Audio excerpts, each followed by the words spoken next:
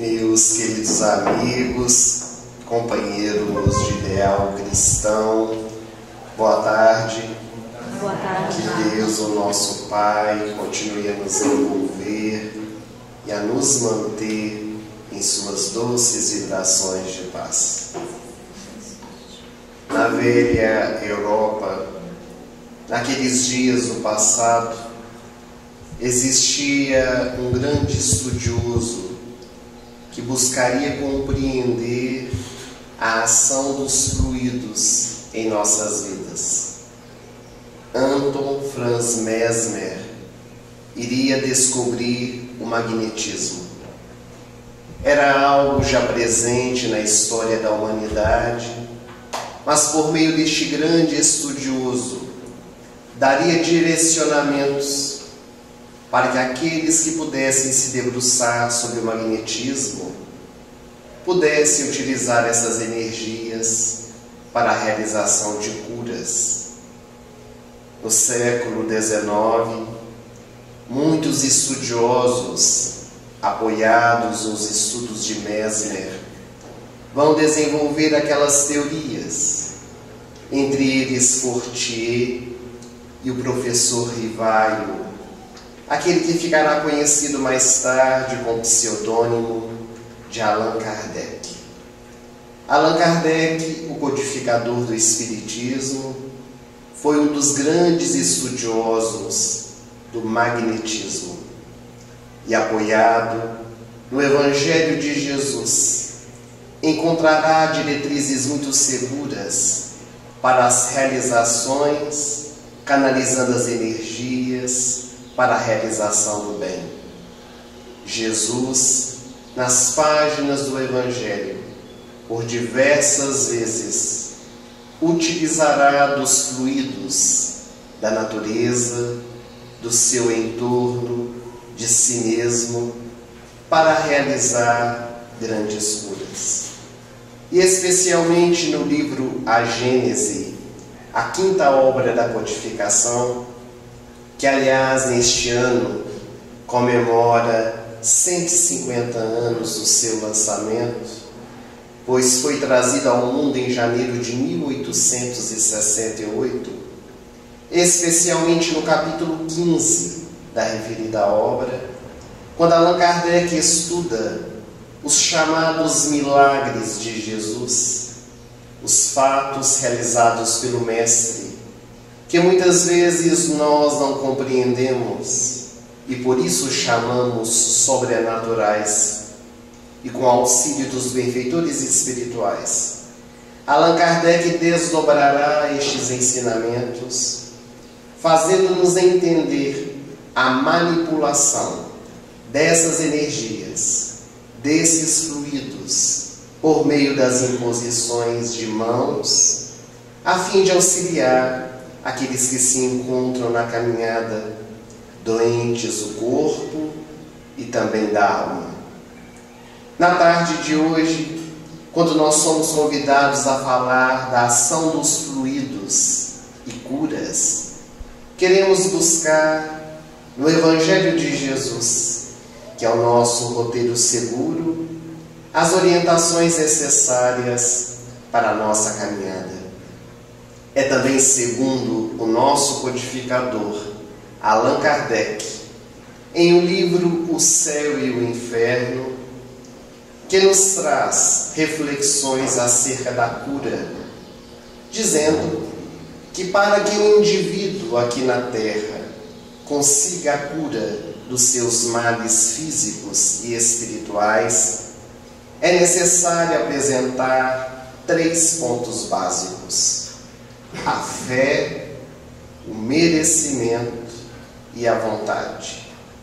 E estes 3 itens, eles darão ensejo para que o enfermo possa abrir campo a fim de receber os fluidos que vertem do mais alto em favor daquela criatura.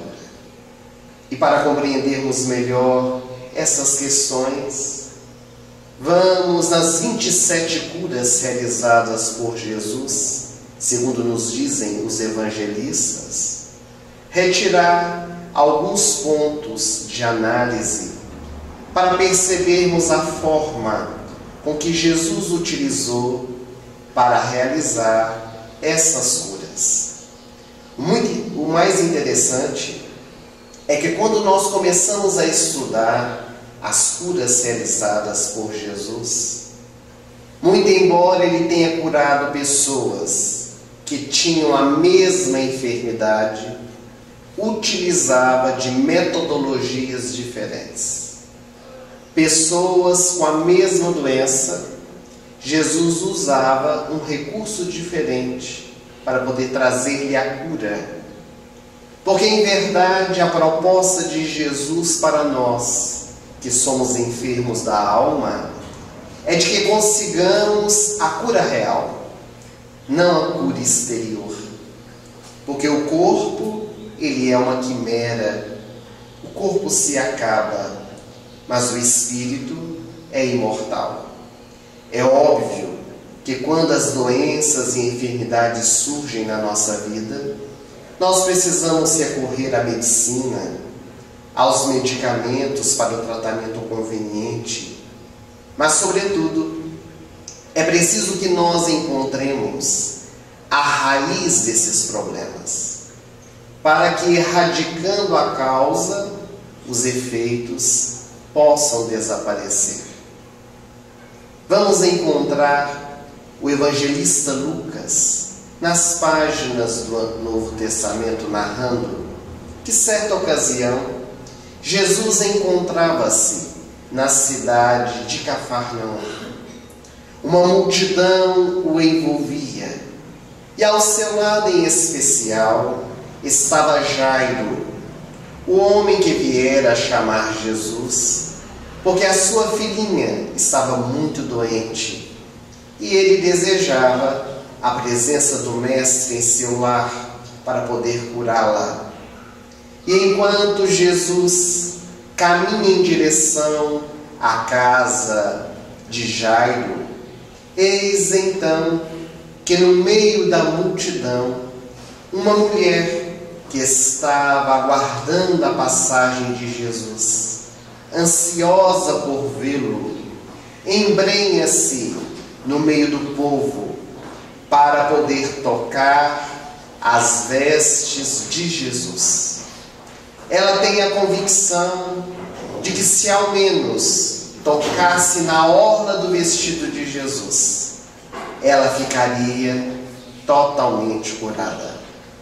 Tratava-se da mulher hemorroíça, que há 12 anos sofria de um fluxo sanguíneo que nenhum médico, nenhum medicamento daquela época foi capaz de curar. Ela morava na cidade de Cesareia de Filipe e viera a Cafarnaum para poder encontrar a outro medicamento que pudesse trazer-lhe a saúde. Foi quando ouviu falar de Jesus e desejou ir ao seu encontro.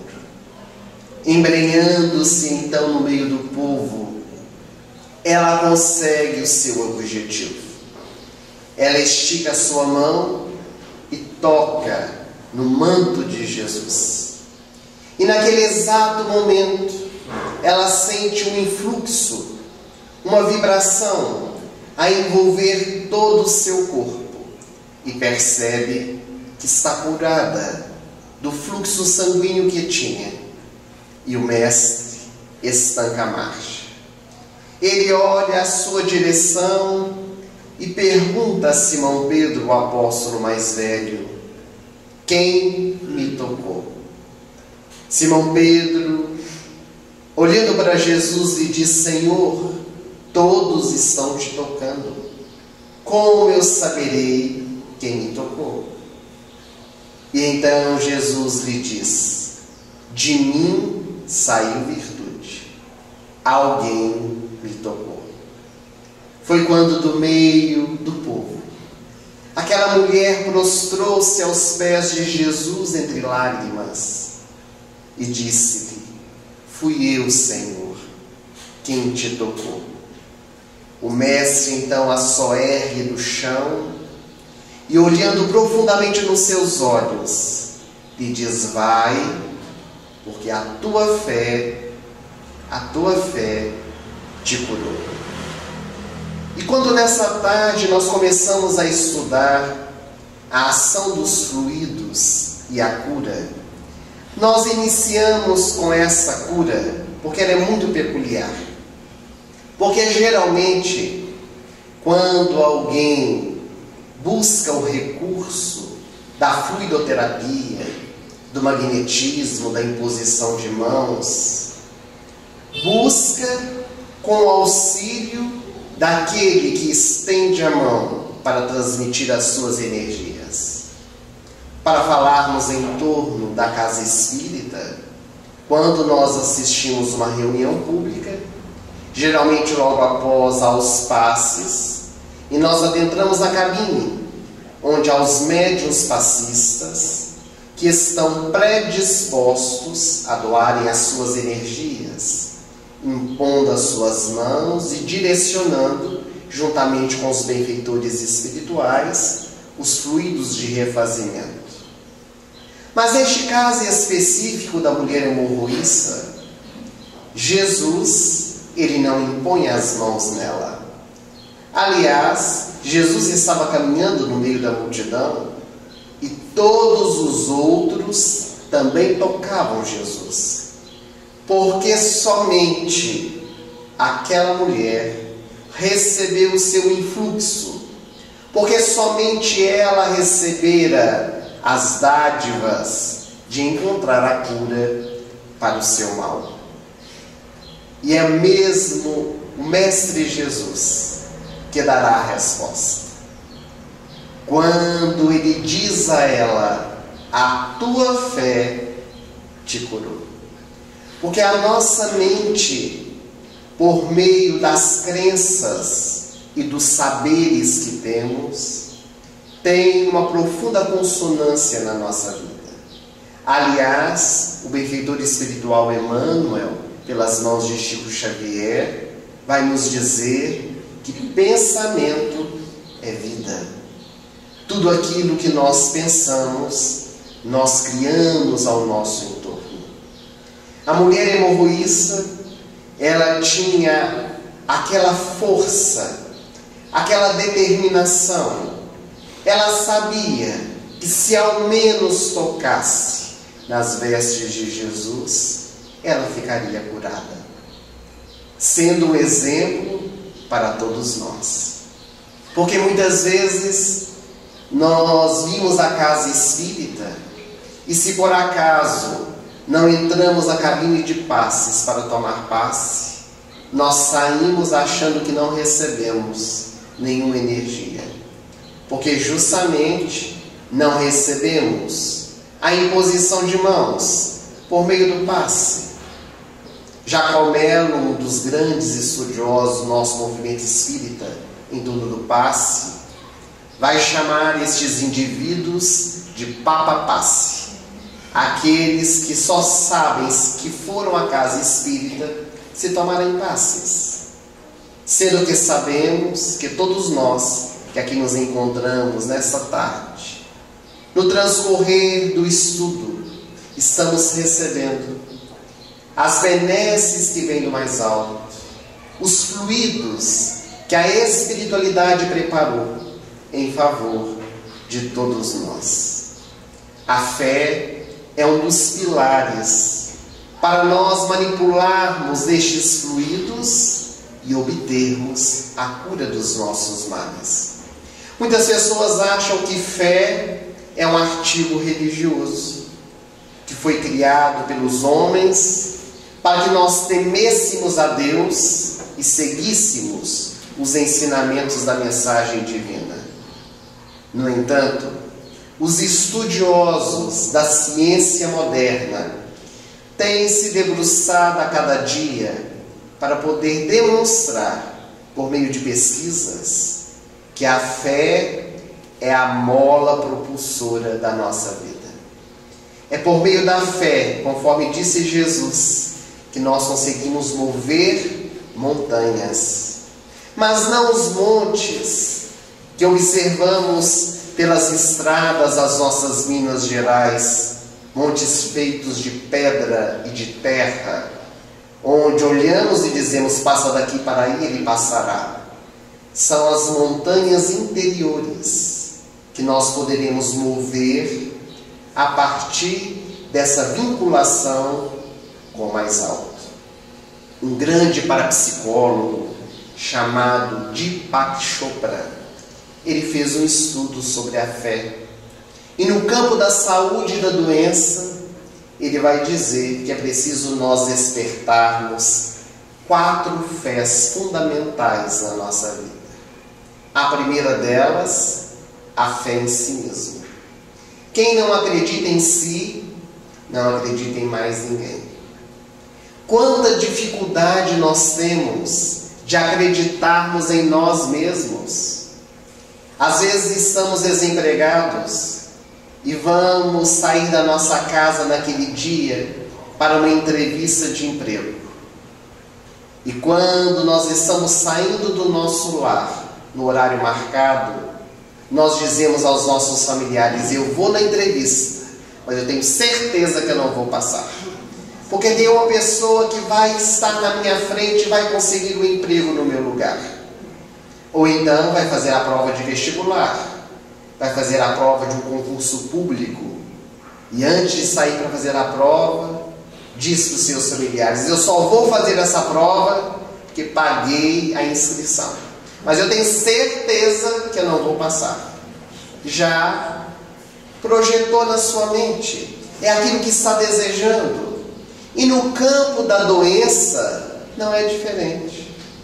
O indivíduo vai ao médico e eis então que depois dos exames, o médico descobre que está com uma enfermidade de difícil tratamento. E quando o paciente recebe o diagnóstico, ele arregala os olhos e diz, doutor, mas essa doença vai me matar. E vai mesmo. Começou a matar naquela hora, porque já desejou. É o que está criando dentro da sua mente. Então a fé em si mesmo é fundamental. Mas também a fé no médico e no tratamento que nós estamos realizando. Que são as 2 outras fés apresentadas pelo Dr. Deepak Chopra. Aqui no Brasil nós somos muito curiosos. Nós vamos no médico, ele manda fazer os exames, e quando nós vamos receber o resultado, nos prescreve o medicamento, a receita. Nós vamos à farmácia, compramos o remédio, começamos a tomar, e daí uma semana tomando o remédio, nós já queremos que estejamos curados. Porque se o remédio não fez o efeito que nós desejávamos, aquele remédio não serve, o médico errou, e nós vamos ao segundo médico para que ele faça a avaliação, para que ele mude o medicamento, e começamos a tomar o segundo medicamento, que para nós também não faz efeito, e daí a pouco nós dizemos, fui a todos os médicos do mundo, e nenhum deles conseguiu me curar. E nem conseguirá, porque os médicos não nos curam. Os médicos nos ajudam a nos curar por meio dos medicamentos, mas nós precisamos fazer a nossa parte. Porque pessoas com a mesma enfermidade, tomando o mesmo medicamento, terá ação diferente no organismo físico. Uma série de fatores envolverá para que aquele indivíduo possa obter a cura. Mas às vezes acontece pior. Nós vamos ao médico, ele prescreve o medicamento, a receita, e nós não compramos o medicamento. Nós vamos para casa, pegamos o telefone e ligamos para o nosso amigo ou para o nosso familiar que está tendo ou teve a mesma enfermidade que nós estamos tendo. E dizemos, o doutor fulano de tal prescreveu esse medicamento.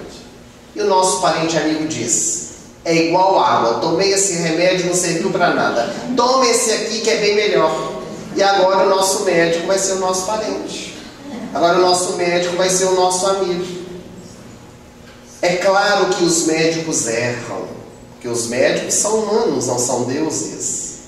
Mas é preciso que nós possamos fazer o tratamento, darmos o tempo para que o medicamento haja no nosso organismo. Daí a necessidade de termos fé no médico e no tratamento. Mas a quarta fé, tão ou mais importante que essas outras três, que é a fé num poder superior. O médico não fala a fé em Deus, porque ele não tem religião. Mas ele diz a necessidade de nós acreditarmos em algo mais, que movimenta a nossa vida. E que nos faz agarrar a isto, para podermos encontrar as forças necessárias para a nossa caminhada, recebendo os fluidos que vêm do mais alto, para fortalecer o nosso coração. Mas além da fé, diz Kardec, é preciso que nós tenhamos merecimento. E o merecimento, nas curas que Jesus realiza, está muito claro numa das passagens evangélicas, em que Jesus está passando pela cidade de Samaria.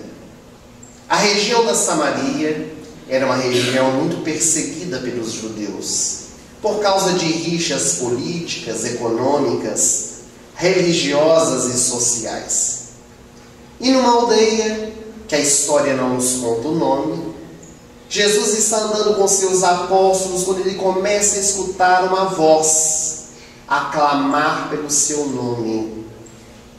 Jesus, Senhor, tem compaixão de nós. Senhor, tem compaixão de nós. Foi quando Jesus parou a marcha e, virando-se, ele vê a certa distância 10 homens que estão cobertos de chagas vivas, 10 homens leprosos. E naquele instante em que Jesus os vê, os apóstolos têm medo, porque naquela época a lepra era uma doença muito temida. Aliás, até pouco tempo, as pessoas tinham muito medo da lepra. Nós também somos de uma cidade do interior de Minas Gerais, abrindo um parêntese, e na nossa cidade, muitas vezes chegavam leprosos, que passavam pelas ruas pedindo esmolas. Na época, nós éramos criança, morávamos com o nosso avô. E quando os leprosos chamavam no portão da nossa residência pedindo auxílio, o nosso avô sempre queria auxiliar. E para nos ensinar a auxiliar também, pedia que nós levássemos a doação para os leprosos. Mas ele dizia uma frase muito interessante: leve a doação, mas não encoste no chapéu dele, porque se você encostar vai ficar leproso também. E quando nós chegávamos no portão para poder doar, seja o dinheiro, seja algo de comer, nós pegávamos um pedaço de pão e levantávamos em cima, e o necessitado subia com o chapéu para colocar dentro, e nós tínhamos medo de encostar no chapéu, porque se encostasse, ficava leproso também. Quando dava o prato de comida, quando dava um copo de água, não podia receber de volta o talher, nem o prato, nem o copo, porque todos ficariam infectados com a enfermidade. Era a ignorância que gracejava nas mentes em torno da enfermidade. Imaginemos a época de Jesus. Então aqueles que eram diagnosticados com lepra eram enviados para um vale, chamado Vale dos Leprosos, onde quem entrava jamais poderia sair, era o cemitério dos mortos-vivos. Então os apóstolos temeram, mas Jesus manteve-se tranquilo. E um deles gritou: tem misericórdia, Senhor, que queres que eu vos faça? Se tu desejares, poderá nos curar. Eu quero, disse Jesus. Levantai-vos do chão, onde encontrai-vos prostrados, e ide mostrar aos sacerdotes. virou as costas e seguiu a caminhada. Essa cura realizada por Jesus, ela é muito peculiar também, porque ela não acontece na hora, diferente de todas as outras. Jesus manda eles se levantarem e irem aos sacerdotes. E Jesus faz dessa forma, porque naquela época, os sacerdotes eram os responsáveis por diagnosticar as pessoas com a enfermidade. Eram uma espécie de médicos. Eram eles que diziam se a pessoa estava doente ou se ela estava curada. Para que aqueles 10 homens pudessem voltar à sociedade, depois diagnosticados com lepra, eram os sacerdotes que deveriam dar o aval. Por isso Jesus manda eles irem ao sacerdote. E nessa caminhada, quando eles vão em direção à sinagoga, é que eles se curam. Os fluidos de Jesus, manipulados pelo Mestre, vão ser trabalhados à medida que aqueles homens agem, que aqueles homens seguem em direção, fazem alguma coisa. Porque para nós obtermos curas, nós precisamos fazer a nossa parte. Aliás, Jesus já nos havia ensinado: faça da tua parte que o céu te ajudará.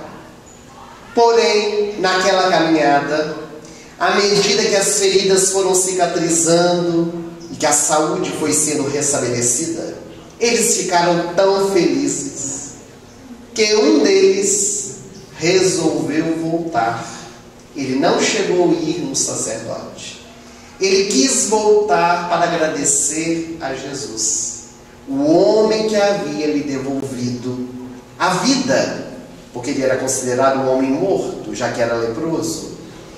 E ele deixa os seus 9 companheiros e retorna, procurando Jesus, sem saber onde o mestre se encontrava. E já ao final daquela tarde, ele se depara com o Rabi. E quando chega perto de Jesus, ele ajoelha-se em prantos, agradecendo a Jesus. E o mestre faz uma pergunta que também merece a nossa análise. Não eram 10 os leprosos? Onde estão os outros 9? Se fôssemos nós, daríamos conta dos outros 9. Ah, Senhor, eles não quiseram vir te agradecer. Eles são mal agradecidos. Foram no sacerdote. Eu que reconheci, estou aqui para poder agradecer ao Senhor. Mas aquele homem silencia. Ele não diz absolutamente nada. Ele não tinha que dar conta dos outros 9. Ele estava ali no seu posicionamento. E então, diante do silêncio daquele homem, Jesus o soergue do chão e diz aos seus apóstolos: porque dentre os 10 leprosos, este samaritano, o único estrangeiro, retornou para vir me agradecer. A tua fé te curou. E os benfeitores espirituais vão dizer que os outros 9 leprosos, que foram curados por Jesus, voltaram a ter a doença. E por que eles voltaram a ser leprosos de novo? Porque não vieram agradecer a Jesus? É claro que não. Jesus está além dos nossos agradecimentos. Eles voltaram a ter a lepra porque não se curaram por dentro. Eles não encontraram a cura real, apenas a cura aparente. Quantas vezes na nossa caminhada somos assim? Nós estamos com uma enfermidade, tomamos um medicamento, achamos que estamos curados da doença, e daí a pouco ela volta. E às vezes com maior intensidade, porque não curou a causa, não cortou a raiz, e ela voltou a crescer novamente, se transformando numa árvore, dando frutos insossos, frutos que não são sadios. O merecimento é algo que nós precisamos entender, principalmente no nosso movimento espírita, que às vezes nós não entendemos. Acontece uma coisa muito ruim na nossa vida. Imagine algo ruim que pode acontecer na sua vida. Aconteceu. nós levamos a mão na cabeça e dizemos: ó Senhor, eu não mereço. Eu sou desde a fundação do Grupo Espírita André Luiz. Não é possível. O que vai acontecer logo comigo? Sou trabalhador da primeira hora. Vai acontecer comigo por quê? Fulano de tal nem frequenta nenhuma religião e é feliz. Por que comigo? Eu não mereço. Ou então acontece uma coisa muito boa. Imagine uma coisa maravilhosa que poderia acontecer na nossa vida. E então nós chegamos na janela da nossa casa, com aquele olhar de piedade, olhamos para o céu e diz: ó Senhor, Tu és muito misericordioso, eu não mereço. Por dentro nós sabemos que merecemos, mas deixa eu falar com Deus que não mereço, ficar bem com Ele. Não mereço, Senhor, tudo isso que tem me dado. Então Deus não sabe o que faz. Nós temos que ensinar para Ele. Se Deus dá um que não merece de bom, dá outro que não merece de ruim, então Ele não sabe o que está fazendo, é arbitrário. Ele olha para o filho e diz: você vai ter tudo, você vai tirar tudo da sua vida. É um Deus arbitrário.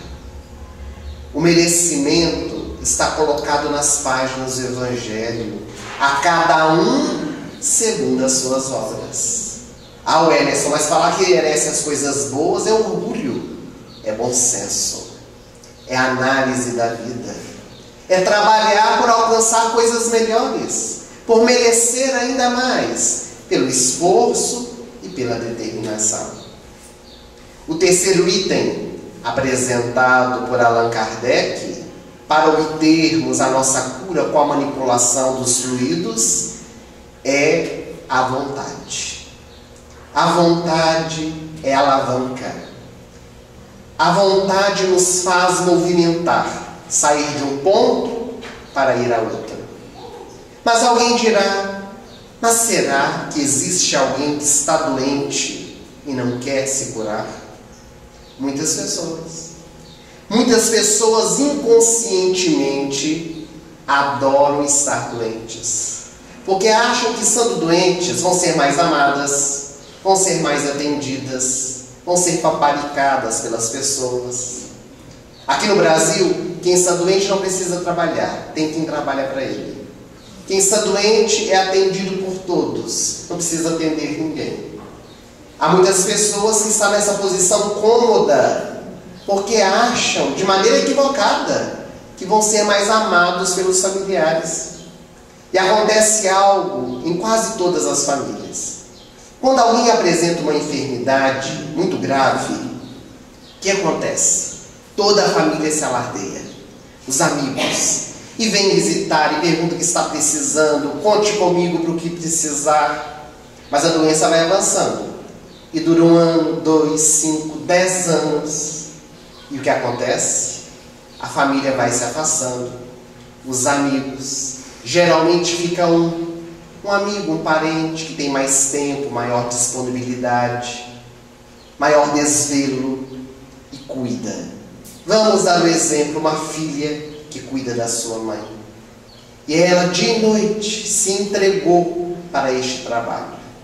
Mas depois de 12 anos cuidando da mãe acamada, um dia a filha olha para o céu e diz: ó Senhor, que a mamãe possa descansar em paz. Ela está muito sofrida. Na verdade, ela que está cansada de cuidar da mãe, mas pede para Deus tirar a vida da mãe. Isso não é falta de amor, isso é cansaço físico, que é natural, porque ficou nas mãos de uma única pessoa. Então ficar doente não causa e desperta amor das pessoas. É a nossa vivência, são as nossas atitudes que fazem despertar no coração das pessoas que estão ao nosso entorno sentimentos positivos. Daí a vontade ser um dos principais pontos para nós obtermos a cura. Nas páginas do Evangelho nós encontramos Jesus chegando na região de Jerusalém, onde havia 5 alpendres de água, Betesda. Ali era considerada uma região sagrada. porque acreditava-se que quando as águas se moviam naquelas piscinas, aquele que caísse primeiro ficaria totalmente curado dos seus males. E Jesus, ao estar naquela região, ele se deparou com um paralítico que há 38 anos estava naquela condição. E quando Jesus chegou, foi tomado de compaixão por ele. E olhando para o paralítico, lhe fez uma pergunta: tu desejas ser curado? O paralítico ergueu os olhos, viu aquele homem desconhecido à sua frente, disse: ó Senhor, mas eu sou trazida há 38 anos pelos meus amigos aqui e nunca consegui cair na piscina primeiro. Porque veja, eu estou longe e quando a água se move, o outro cai antes de mim. Jesus continuou a olhar para aquele homem que está ali ao chão, porque não foi isso que Jesus perguntou para ele. Jesus não queria justificativas. Jesus perguntou para ele se ele queria ser curado. Então Jesus faz a pergunta de novo: tu queres ser curado? E o homem cai em si e diz as palavras, entre aspas, mágicas: eu quero. E a vontade é desperta. Então levanta-te e anda. Numa análise psicológica, esse paralítico primeiramente não queria se curar.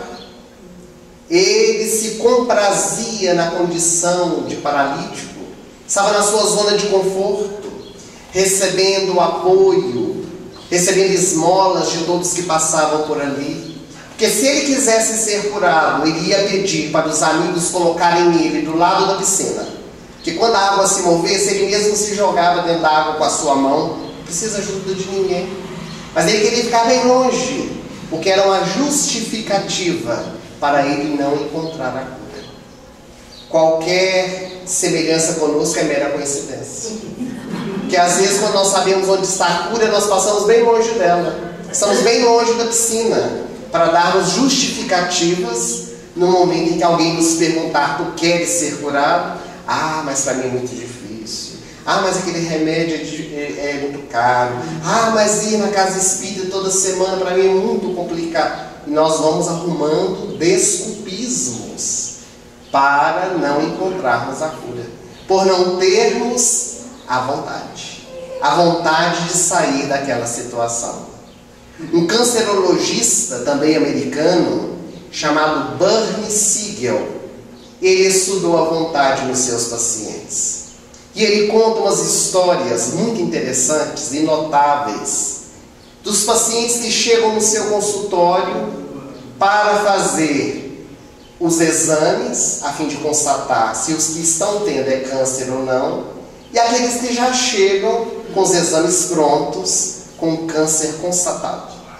Ele narrou que uma paciente vinha no seu consultório 2 vezes por ano fazer o check-up completo. Ela fazia todos os exames. E o Dr. Vanicílio disse para ela: na sua idade não há necessidade de fazer exames 2 vezes por ano. 1 vez apenas já é suficiente. Mas ela não desejava. Ela queria fazer 2 vezes por ano. E quando vinha receber o resultado, e o Dr. Vanicílio lhe dizia: a senhora não tem nada. Ela saía tristonha do consultório, porque não tinha nada. Eu tenho certeza, doutor, que eu tenho um câncer. Mas como tem certeza? Aqui está o resultado dos exames. A senhora não tem nada. E durante 10 anos da sua vida, 2 vezes por ano, check-up completo. Um dia ela veio buscar o resultado. Quando ele pegou, ele olhou e disse: bem, o exame da senhora constatou que está com câncer na mama. Eu não te disse? Tem 10 anos que eu estou falando com o senhor que eu estou com câncer e o senhor não acreditou? Ele precisou ser mais enfático com ela. A senhora não tinha um câncer. A senhora fez um câncer com a sua mente, desejosa de ter a enfermidade. E ela desencarnou logo depois, que o câncer se espalhou pelo organismo, porque ela não tinha vontade de se curar. Muitas vezes nós somos assim. Nós vamos ao médico com uma dor. Ele examina e diz: você não tem nada. Nós saímos risonhos. Não é possível, doutor, estou morrendo de dor. Não tem nada, já examinei. O médico não serve. Vamos procurar algum outro que vai encontrar alguma coisa, porque tem que encontrar. Porque não é possível. Nós, às vezes, gostamos de estar doentes. Dizem que aqui em Santa Rita, vou contar a história. Orador é assim, sabe de uma história e conta. As pessoas chegam assim: vou te contar um segredo. Não conte, porque eu vou levar adiante. Segredo na boca de orador é como um túmulo aberto, vai contando tudo que encontra pela frente. Vou contar a história de Santa Rita. Eis então que aqui no hospital, no posto de saúde da cidade, estava faltando médicos. Porque o Sistema Único de Saúde, o SUS, aqui no Brasil, é maravilhoso. Sempre tem médico para atender a todos. Mas aqui em específico não tinha. E a população estava muito aflita, sem médicos para poder atender as pessoas enfermas. E a população começou a orar, todos em conjunto, a Jesus, para que pudesse ter misericórdia, pudesse enviar um médico bom para atender as pessoas da cidade. E eis então que Jesus, no mundo espiritual, escutou a oração e resolveu atender as preces dessa cidade. Mas ele decidiu que ele próprio viria à cidade para poder atender os pacientes como médico. É claro que ninguém ia saber que era ele, porque ele iria mudar a sua fisionomia para chegar no consultório do posto de saúde como um médico novo na cidade, ninguém saberia. E ele chegou, foi muito bem recebido, estava lotado o posto de saúde de pessoas para que ele pudesse atender. E o primeiro paciente que entrou dentro do consultório foi um cadeirante, um homem muito sofrido, que há anos estava naquela condição. E então o médico, que era Jesus, com o nome do paciente na mão, disse: fulano, olhe para mim. Fulano já achou estranho, como é que o médico pede para olhar para ele? Olhou para ele assustado, e então o médico perguntou: o que você tem? Conte para mim o seu problema. E ele contou a sua história. Jesus ficou tão sensibilizado com a história dele, que ao final da consulta, ele disse: levanta-te e anda. Não é que o paralítico levantou? Levantou e saiu empurrando a cadeira de rodas do consultório. Quando saiu do lado de fora, os outros pacientes aguardavam para saber notícias. E então perguntaram: e o médico? É bom ou não é? O médico novo que chegou na cidade. E o paciente que saiu andando respondeu: é igual a todos os outros, nem coloca a mão na gente. Tem que colocar a mão, tem que achar alguma coisa, senão não é médico bom. Porque não temos vontade de melhorar, vontade de sair daquela condição. Mas foi o Dr. Barnicio que contou que ele recebeu um paciente que chegou no seu consultório com os exames já prontos. E ele estava com câncer no intestino. Estava no estágio bem avançado. E o médico não sabia como aquele senhor, chamado Johnny Florian, de 78 anos, estava vivo. Quando ele pegou os exames, ele disse para o paciente: vamos ter que internar o senhor imediatamente para fazermos uma cirurgia. O senhor Johnny Florian olhou sorrindo para o médico e disse: não posso. Mas como não pode? O senhor está aqui, procurando ajuda. Sim, eu vim para o senhor analisar o meu caso, mas agora eu não posso me internar. Por que não? Porque nós estamos em plena primavera. E na primavera, aqui nos Estados Unidos, eu sou jardineiro voluntário e planto novas sementes. E vejo as que plantei florindo. O senhor acha que eu vou trancafiar dentro do hospital para fazer uma cirurgia? Eu vou vir no inverno, aí sim eu faço a cirurgia. Mas, meu senhor, no inverno, talvez eu esteja vivo, pois eu vou mostrar para o Senhor que eu vou estar vivo. Era a vontade do paciente. O Dr. Barnicio anotou na papeleta e chamou o próximo e continuou atendendo os pacientes. Meses depois, estava o Dr. Sigel atendendo, quando ele pegou o prontuário, Sr. Johnny Florian. Ele interfonou para a secretária e disse: deve haver um engano, esse homem está morto. Ela disse: então é o espírito dele que está aqui, porque o homem está aqui querendo falar com o senhor. Mande entrar. Entrou o Sr. Johnny Florian sorrindo e disse: agora sim, estamos no inverno, vou fazer a cirurgia. Ele foi internado, todo o processo para a cirurgia foi feito, os exames necessários, e quando ele foi levado para a sala cirúrgica e o Dr. Bunny Sigel o abriu, percebeu que o caso era mais grave, que o câncer havia se espalhado também pelo estômago. Ele precisou tirar uma grande parte do intestino e tinha a certeza que o paciente não ia sobreviver, já com a idade bastante avançada, 78 anos de idade. Mas, para a surpresa do cancerologista, o Sr. Johnny Florian teve uma excelente convalescença e 15 dias depois recebeu alta. E quando recebeu alta, o médico disse: mas o senhor não está curado. O senhor precisa voltar para continuar o tratamento. Precisamos fazer quimioterapia, radioterapia, precisamos continuar cuidando do câncer. E o paciente se foi. O tempo passou. 4 anos se passaram. Agora o Sr. Johnny Florian estava com 82 anos de idade. Quando o Dr. Bunny Sigel pegou a papeleta, estava o nome do paciente, 82 anos. Quando ele olhou, o paciente não tinha voltado para fazer o tratamento. Agora esse homem só pode estar morto. E a secretária realmente errou. Mas ele estava na recepção aguardando. Foi chamado, entrou corado e sorrindo. E o Dr. Bunny Sigel disse: o senhor não voltou para fazer o tratamento, não é verdade? Ele disse: não pude. O senhor sabe como é, trabalho voluntário, não tive tempo.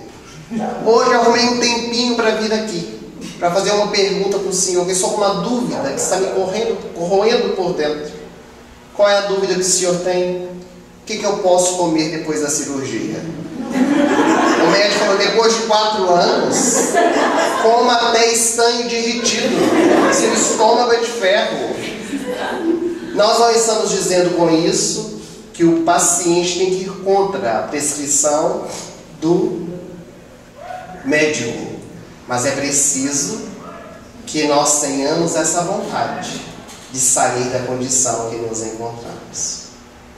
Então é preciso que na nossa existência física, diante das enfermidades e doenças que surjam no nosso caminho, nós possamos despertar esses 3 pontos fundamentais: fé, merecimento e vontade, sabendo que nem sempre aquilo que nós desejamos é o melhor para nós.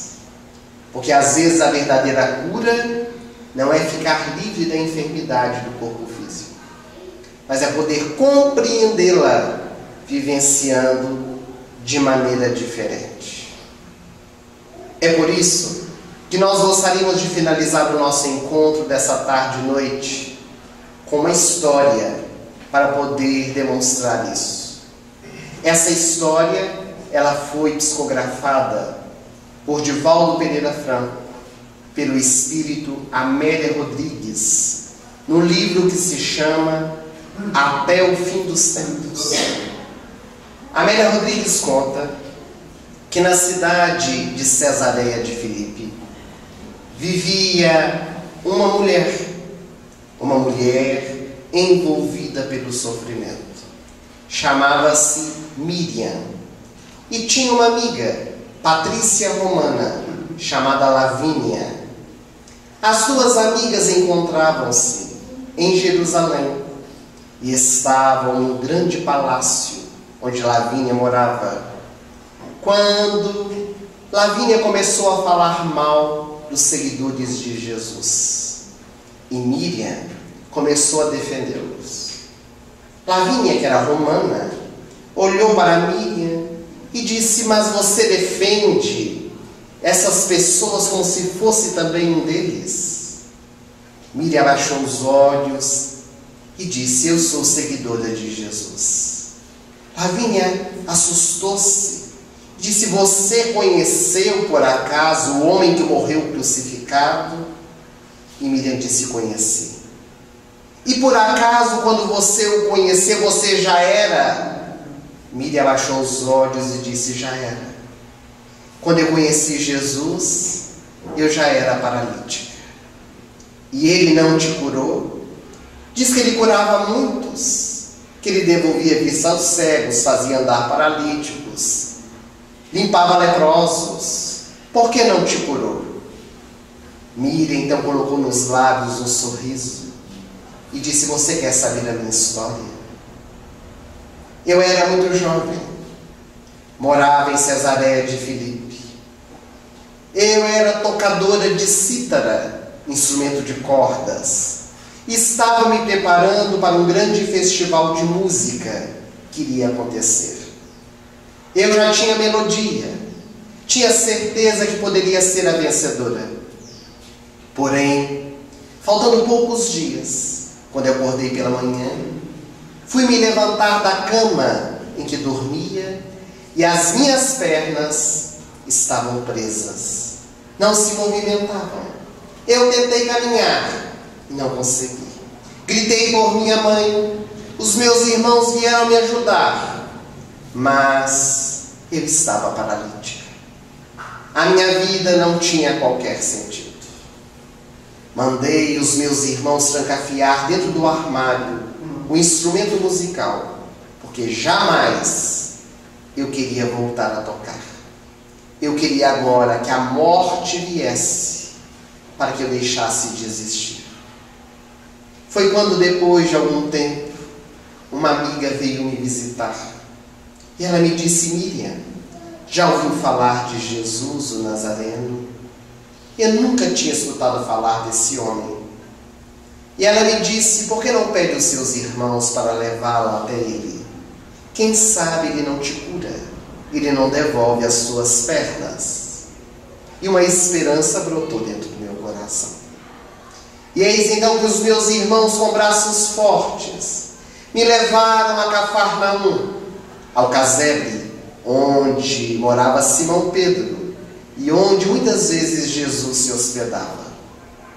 Ali em Cafarnaum eu me assustei, porque havia uma imensa multidão, necessitados de toda sorte, aflitos, doentes que queriam falar com Jesus. Os meus irmãos atravessaram a multidão, me colocaram assentada na saleta do casebre de Simão Pedro. Quando eu vi aquele Nazareno, com os cabelos divididos ao meio, e que misturava a sua barba que lhe descia pelo tórax, os zigomas da face salientes, a testa larga, os lábios polpudos, e aquela túnica alvinitente, que brilhava aos meus olhos, calçados com sandálias de couro, ele se aproximou de mim, sem que eu esperasse, pegou nas minhas mãos e perguntou: Miriam, o que tu queres de mim? Eu fiquei tão assustada. Como aquele homem podia saber o meu nome sem nunca ter me visto? Eu disse: ó Senhor, o que eu mais desejo é as minhas pernas de volta. E ele me disse: mas eu te darei algo mais importante do que as suas pernas. Ele levantou-se, continuou atendendo a multidão. Eu vi com os meus próprios olhos pessoas que entraram ali se arrastando e saíram andando. Invidentes que puderam enxergar. Eu vi Jesus realizar maravilhas e eu fechei os meus olhos aguardando que a minha hora pudesse chegar. Mas o tempo passou tão depressa, sem que eu percebesse, que quando ao final da tarde eu abri os meus olhos, Jesus não estava mais na sala. Somente os meus irmãos e Simão, o apóstolo. E então eu olhei para Simão assustado e disse: onde está o teu mestre? Ele se foi. Hoje ele não dormirá na minha casa. Mas como se foi? Ele me prometeu de me dar algo mais importante e não me ofereceu nada. Esse homem é um charlatão. Simão Pedro olhou-me e disse: Jesus fala e nós às vezes não entendemos. Mas se ele te prometeu, ele te dará. E um ódio apossou do meu coração. Aquele homem não sabia o que dizia. Ele me prometeu me dar tanto e não me deu nada. E eu olhei para os meus irmãos e me disse: tirem-me daqui. Eu quero ir embora daqui. Eles me levaram de volta para casa e eu chorei amargamente. Dias depois eu soube que ele havia sido crucificado.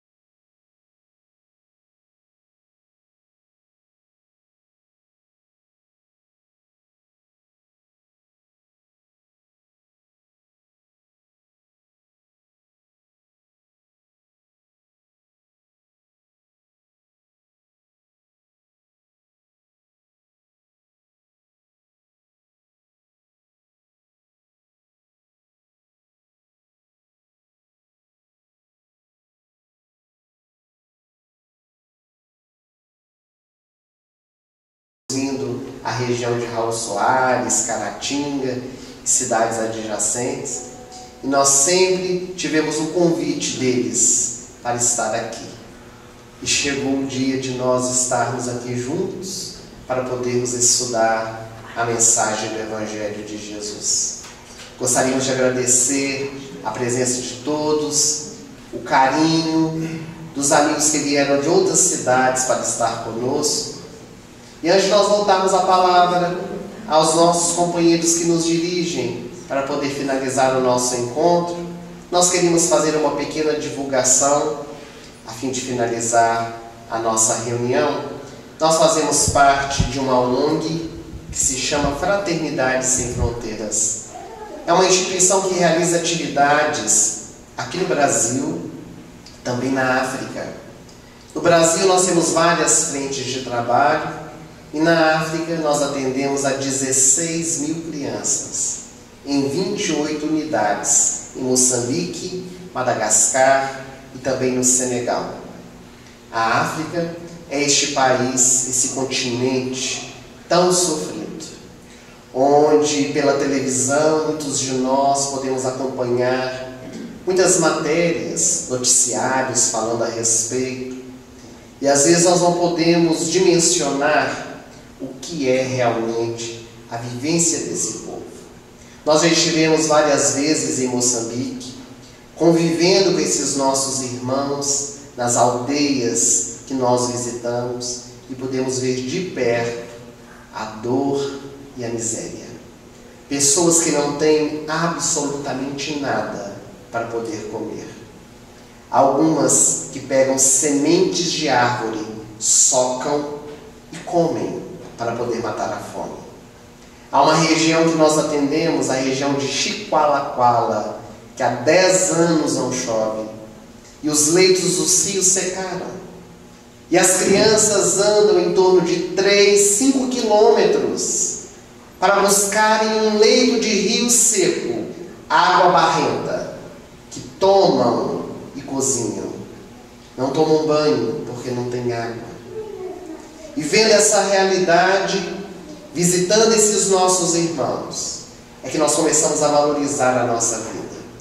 E percebemos o quanto nós temos e às vezes não enxergamos. Porque às vezes reclamamos quando destampamos a panela do almoço na nossa casa e dizemos, mas tem isso de novo? Quando muitos dariam para ter isso de novo à mesa para poder matar a sua fome. Aqueles que tiverem interesse em conhecer um pouco mais o projeto, nós trouxemos a divulgação. E logo aqui na saída, nós montamos um pequeno estande com os nossos livros. Nós temos 26 livros publicados, cuja renda é revertida para instituições de caridade, entre elas a Fraternidade Sem Fronteiras, e alguns deles estão ali colocados. Um dos livros que nós temos é o livro Provérbios de Luz. É um livro que tem 70 ditados populares, 70 provérbios que nós falamos no dia a dia. Mentira tem perna curta, filho de peixe, peixinho é. Em briga de marido e mulher, ninguém mete a colher. E o espírito Friedstein, ele faz o comentário dessas frases, fazendo a relação entre o Evangelho de Jesus e a doutrina espírita. Para as crianças, nós temos várias opções, mas entre elas um livrinho, que é o nosso último lançamento, chamado A Beleza na Diferença. É um livro que fala sobre preconceitos, uma girafinha albina que é discriminada na sua manada e ela vai passar por algumas experiências para o aprendizado de todas aquelas outras girafas. Esse livrinho, ele é bilíngue, sai em 2 línguas, em português e xangana, que é um dialeto de Moçambique, porque agora no mês de outubro nós vamos visitar a África novamente, vamos estar em Moçambique e vamos levar este livrinho para 1000 crianças. Vamos distribuir gratuitamente para as crianças que estiverem conosco. Hoje nós temos a presença aqui da nossa querida irmã Joaquina, que é de Caratinga, e ela vai estar conosco na viagem agora em outubro, né, Joaquina? Vai ser uma alegria tê-la conosco, depois ela vai poder contar para vocês mais de perto a experiência dela, compartilhando. Então, nós vamos fazer este trabalho com as crianças na Caravana da Educação, em momentos de que nós vamos levar o reforço escolar, levar também a orientação da mensagem divina àqueles corações. Outros trabalhos também estão à disposição, aqueles que quiserem olhar, eu e o Charles estaremos à disposição de todos vocês. Uma boa noite para todos nós, um bom final de semana e até breve oportunidade, se Deus quiser. Até a próxima. Muito obrigado.